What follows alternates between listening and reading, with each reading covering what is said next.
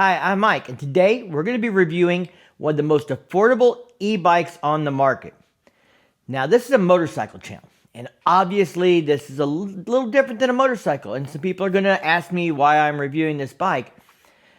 Well, we'll talk about who this bike is for and who it fits, but for me personally, the reason I was interested in this bike is because, quite honestly, I'm in my mid-50s.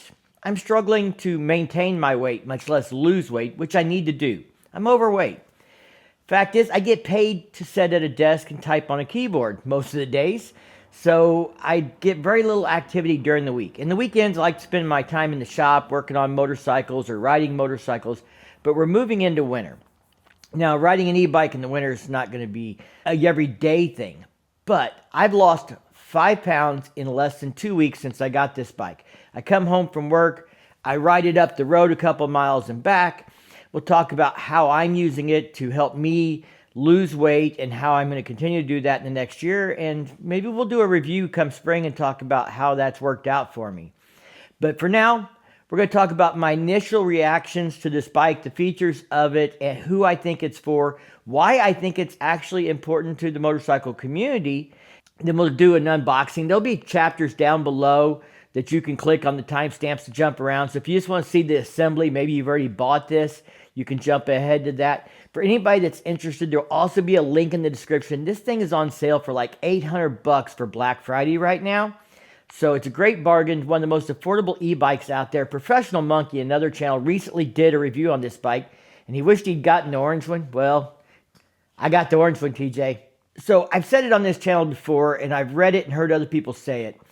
Kids who ride bikes are more likely to ride motorcycles. It is a gateway drug per se into the motorcycling community. If you've never ridden a bicycle, odds are you're never going to be interested in riding a motorcycle. Now, my grandson has had a dirt bike, but he's gotten into side-by-sides. My granddaughter this year wants an electric dirt bike. Not something I think she's quite ready for. She's got a bicycle and she's rode it. She doesn't have any experience riding off-road. And I thought something like this fat tire e-bike that can be ridden off-road. I've ridden around the yard and stuff. I let my son-in-law ride it. He's like, I could take this off in the woods to go deer hunting. I have a friend who I actually saw packing a deer out. He posted a picture of it tied to the back of an e-bike like this. So this thing can fit young adults. My daughter rode it the other day, and she's a college student. And we talked about who it fits there, and she said that kids her age are learning to do things at a later point in life. Meaning, I taught her to ride a bike when she was, 12 or something like that. She got her driver's license at 16. Most of the kids her age are learning to ride a bike later, learning to drive later. Now, she brought up that this might be great for a college student. College students either live on campus or near campus generally. If you live on campus, you end up walking from class to class. If you live off campus, you drive to a parking lot and then walk all around campus. A few college students, when I went to college, did ride bikes, but it wasn't as prevalent. But I could see how having an e-bike would make that more enjoyable. I have actually kind of fell in love with riding a bike again after having this. I rode a bike as a kid everywhere. It was my freedom. It's how I got everywhere. Before I got a dirt bike, and I could take the bicycle to town, but I definitely couldn't take a two-stroke dirt bike to town. And riding this thing has reminded me of the joy I felt as a kid riding a bike. It's fun. This is fun. This is pedal assisted, but you can turn the electric motor off and you can just ride it as a bike. What's great about this is it has all these different modes. You can have pedal assist. So you pedal a little bit and you feel a surge and the bike takes off. You can also do full throttle. So you get to a hill and you're fat and you're old and you're tired like me and you can't pedal up that hill. You can just use the throttle and go pure electric to get to the top of the hill and start exercising and pedaling again. I work about 12 miles from where I live. The highway speeds are 55 mile an hour. This has a top speed of 32 mile an hour. I don't know that I want to ride it to work during traffic commute times. Maybe I would leave earlier and ride it ahead of traffic times where I don't have to worry about traffic as much. The one thing I would like to put on this bike after riding it is mirrors. So I'm going to look for a set of bar end mirrors because I want to be able to see behind me what I need to signal before I turn. Now this has a brake light and it has an optional headlight that came with this unit. So you can be seen easier and things like that, but you still need to signal with hand signals if you're turning and those kinds of things. So having mirrors would be a plus on this model. Maybe that's something the manufacturer, TST, can go back and add as another option for these bikes. TST also makes a full electric dirt bike, $1,600 on Black Friday. Now, of course, it was not the ideal thing for me because I need exercise, and it's not a pedal thing. It's just a pure electric dirt bike. Probably ideal for what my granddaughter wants, but I think we need a stepping stone to go from bicycle to full-on electric dirt bike. This particular bike is a 7-speed, so you can pedal it just like a 7-speed bicycle. It's also got a 1,500-watt battery, which is very, very torquey. We get full disc brakes front and rear and full suspension. This has got little telescoping forks in the front and it's got a shock in the back. It's actually really comfortable. I really enjoy riding it. The only thing that is different for me if you're a bicycle rider is, you know, in the old days we pedaled backwards to apply the rear brake to lock the rear wheel up. With the hydraulic brakes here, you have the rear brake on the right and the front brake on the left. I chased the dog around the house in this thing, around the yard here, and because she didn't know what it was. She thought I was crazy. But it was fun. I had a lot of fun riding it, playing on it the last week. And I think the fun aspect is what's going to help me lose weight. The fact is, if I go to the gym, that's just less time I have to make videos or to ride motorcycles or work on things I need to do in the shop. And I did that 10 years ago when I had a lot more free time. When I went through a divorce, I didn't have my kids all the time. I don't have that anymore. And quite honestly, I'm just not motivated to go to the gym, and it doesn't sound fun. This has been fun, and so I really hope this will help me shed a few more pounds. Now, the range on this thing is like 65 miles, so legitimately, I could ride this to work and back 2 days before I would need to charge it. Now, I do want to mention that they very specifically say in instructions, and I found this a little odd, that you plug the charger into the bike before you plug the charger into the outlet. I don't know why that would make a difference, but that's the mode of operation they want you to do. This does have an indicator on the battery. You can press and see what your lifespan is on the battery. With the 65-mile range, I'm sure I can get at least 2 days out of this going back and forth to work if I decide to start riding it to work when the weather warms back up. They make a plus version with an even bigger capacity battery that gets you up to 100 miles. Now, if you want to take this thing and throw it in the back of your vehicle, your truck, take it to the park or take it to some off-road place that you want to ride around on that has bike trails, it weighs 70 pounds. It's not that bad to throw in the back of the truck. I can pick it up and move it around by myself. The recommended height on this is about 5'2" to 6'4". I'm 5'8". I found it very comfortable to ride. Unfortunately, it's a little tall for my grandkids still. They might grow into it in a year or two and, let them try it then, and then maybe we move into that electric dirt bike thing.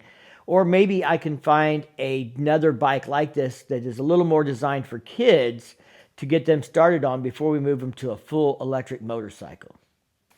All right, let's talk about the unboxing and assembly process for those that maybe have just got this. They do give you an installation video. I didn't watch it just because I wanted to see how easy it was if I just followed the instructions in the book. Is it something that anybody should be able to do, or did I find any difficulties with it? And to be honest, it was pretty easy. I have one recommendation for the design of it to be changed, at least with the unit I got. I found it was a little difficult in the assembly, and we'll talk about that in a second. Now, I suggest you spread this thing out on a garage floor or somewhere where you have lots of space. It comes with the front wheel, not on the bike. Handlebars are not assembled, although they're pieced together, but they're not clamped in where they need to be. Spread this thing out, spread your parts out, know what you have, get the small parts out and spread them out on a workbench so you can start putting this thing together. They did send a tool kit with it, but because I have a shop, I use an electric screwdriver. I used some other tools I had. I didn't actually use the tool kit they sent with you, but it's great that they provide one for those of you that maybe don't have tools. It looks like it will at least get the bike assembled for you. Now, the screws are actually in place on the bike in a lot of places. So like where the kickstand goes on, which is the first thing you put on, the screws were already screwed into the frame where it goes. So attach the kickstand, you simply remove the screws, put the kickstand in place, and put the screws back. So it made it great for not having to figure out what screws went where. The next was the front wheel. They came with a spacer in there and the axle already in there. Take that out, the spacer gets thrown away, put the front wheel in place. The instructions show you how it goes, where the washers go versus where it fits into the frame, all that stuff. It was very easy. Tighten it up, good to go. At this point, you can stand the bike up and put it on the kickstand, which makes it easier to work on. Now, the next step is the little clamp for the handlebars up there gets flipped over. And the reason because of that is there is a little bit of an angle in it. And for shipping, they sent it pointed down to, I guess, make it as small as possible, save on cost of shipping. One screw, you flip that over, that gives you a little more rise in your handlebars. If you found the handlebars were higher than you wanted, I guess you could put it back the other way, but I followed the instructions and did it the way they recommend. Then you'll attach the handlebars to that clamp once you flipped it over. Next is the headlight. Very simple, couple of screws, attach it, plug it into the cable that's already there. The headlight is controlled with a little thumb pad up here on your left hand. That's where you can turn the bike on. That's where you can change the modes. It's where you can activate the headlight. Now the brake light is activated the whole time the bike is in use. Next, the pedals go on. Very easy to attach those as well. It came with some rear foot pegs that you can clamp on the back part of the bike. I'm not going to ride this two up, so I did not put them on there. If you were younger, maybe teenagers that were going to ride two up on this, which is possible, it has a weight capacity of 450 pounds, then you might want to use those.